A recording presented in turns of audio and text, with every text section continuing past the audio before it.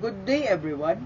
Today, I am delighted to discuss an essential aspect of our understanding of human behavior and development.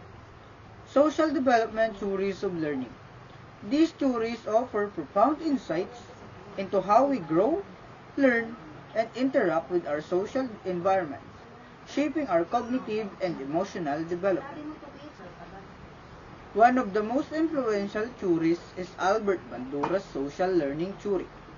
Bandura proposed that learning occurs through observation, imitation, and modeling. According to this theory, individuals can acquire new behaviors by observing others and the outcomes of those behaviors. Bandura highlighted the importance of attention, retention, and reproduction, and motivation in the learning process. The famous Bubudal experiment demonstrated how children imitate aggressive behavior observed in adults, underscoring the impacts of observational learning. Next is, we have John Bowlby's attachment theory, which emphasizes the importance of early relationships in social and emotional development. Bowlby suggested that children form attachments with their caregivers, which serve as a foundation for future relationships. Mary Ainsworth expanded on this theory by identifying different attachment styles, such as secure, insecure avoidant, and insecure ambivalent.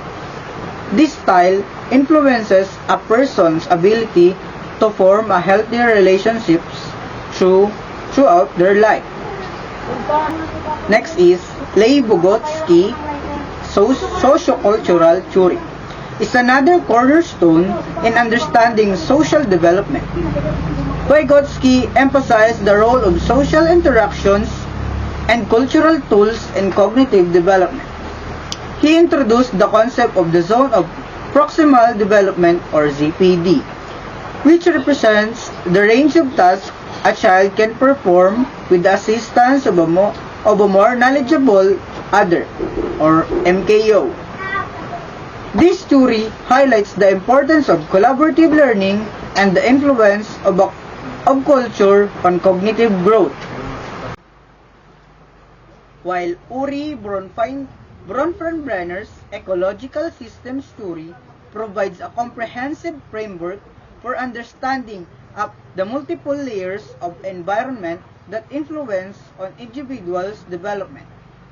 This theory describes the microsystem, mesosystem, ecosystem, macrosystem, and the chronosystem, each representing different styles of environmental influence.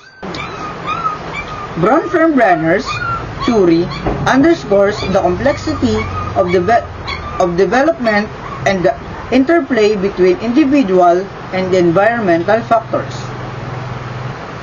Lastly, Lawrence Kohlberg's theory of moral development examines how individuals develop moral reasoning through a series of stages.